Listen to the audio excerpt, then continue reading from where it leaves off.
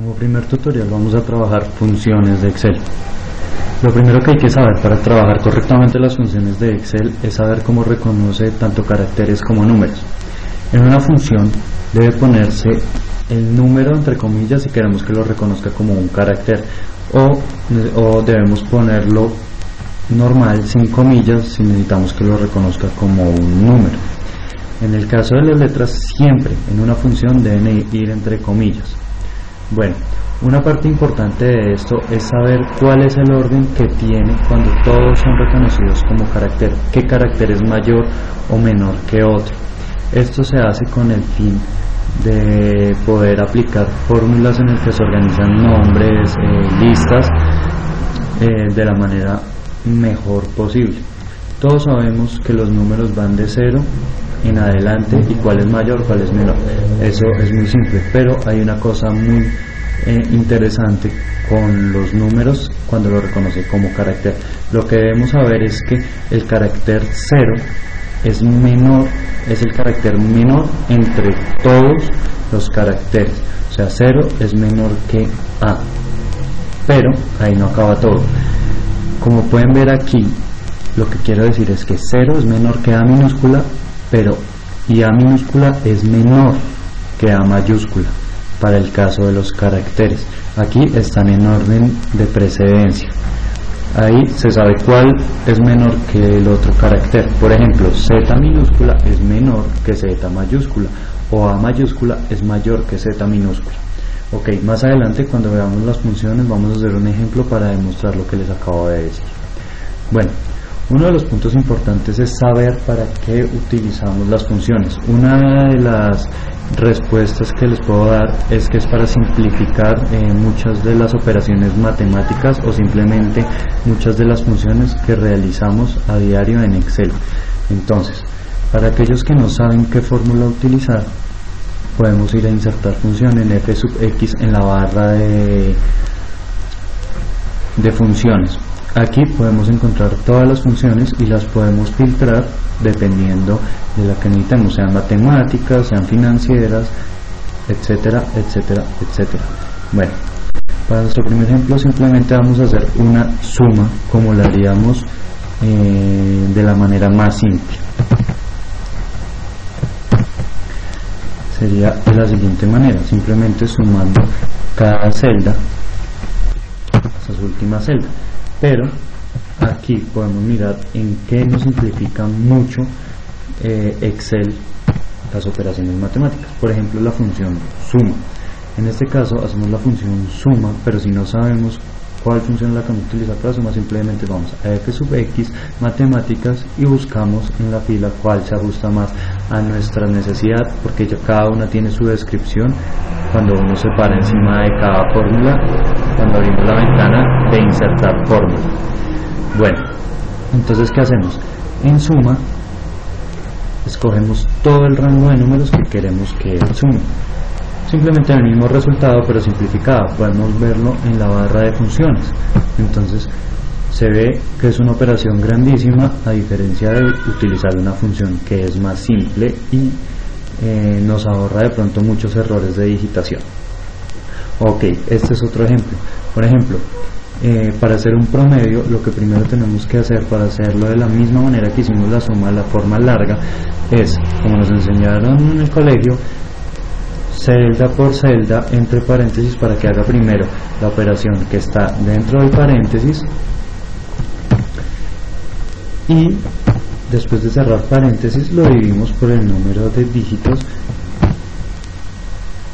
que insertamos. Entonces en este caso son 5, entonces simplemente slash y dividimos entre 5. Este es nuestro promedio, pero con Excel hay una forma más sencilla.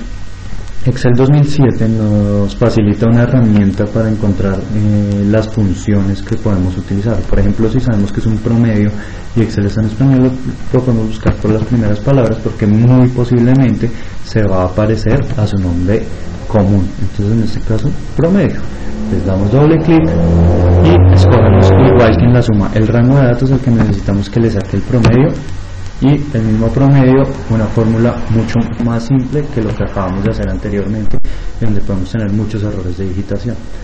Bueno, Simplemente por mirar otras funciones, aquí volvemos a utilizar el promedio, entonces simplemente utilizamos el promedio para sacarlo de esta fila.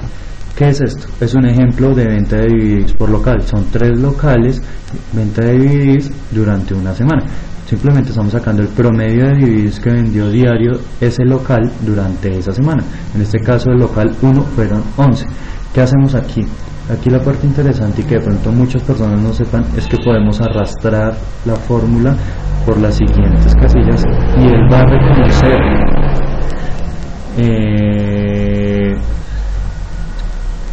que tiene que hacer la misma operación sobre las mismas columnas, pero en la siguiente fila. Entonces aquí toma la siguiente fila y toma la siguiente fila. Más adelante les explico cómo haríamos si necesitamos que hayan algunos valores que sean estáticos. Desviación estándar. Entonces simplemente buscamos la desviación estándar como les dije anteriormente, o si saben cómo se llama, simplemente la escriben. Entonces aquí está desviación estándar de qué datos, de estos datos de aquí. Perfecto, tomamos y arrastramos. ¿Qué hacemos si necesitamos números enteros? Hay dos formas. Hay una función que se llama redondeo, que se llama redondear a más, menos o simplemente redondear dependiendo si está arriba de 0.5 o abajo de 0.5. Si está abajo de 0.5 redondea al valor menor, si está arriba de 0.5 al valor mayor, pero entonces eso depende de sus necesidades y simplemente lo toman. Pero para este caso no lo vamos a utilizar. La varianza. La varianza, lo mismo. Aquí se encuentra. Varianza, lo pueden buscar por el nombre y él les da una descripción cuando ustedes se paran encima. ¿Varianza de qué? De estos datos. Muy sencillo y arrastramos.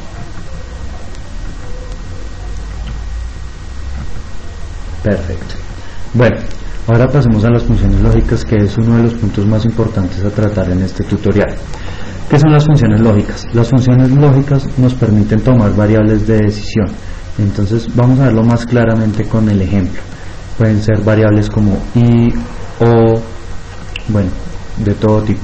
Entonces estas casillas que son en amarillo son de una lista de producción que tenemos de unos productos, sean A o B, con 3 insumos diferentes que se utilizan para ambos productos pero en diferentes cantidades, lo que cambia el requerimiento.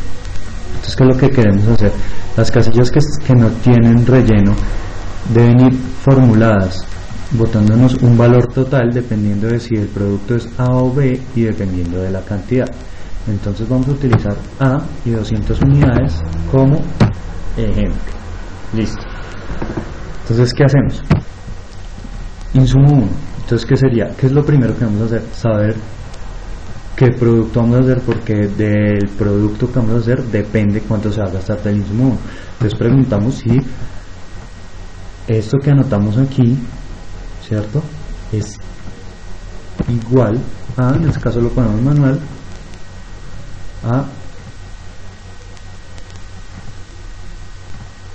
a, o simplemente podemos también tomarlo de la celda de aquí.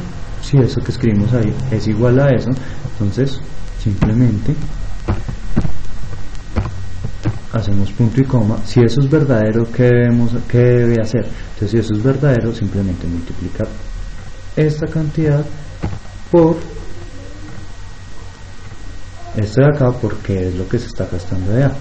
En caso que no, ya sabremos que es un producto B, entonces lo que tenemos que hacer es igual, la casilla B3 la vamos a multiplicar, que es donde está la cantidad, por este de acá. Ok, cerramos paréntesis, enter y listo. Son 400 porque el insumo 1 para el producto A se necesitan 2 por cada uno, entonces en este caso 200, 400.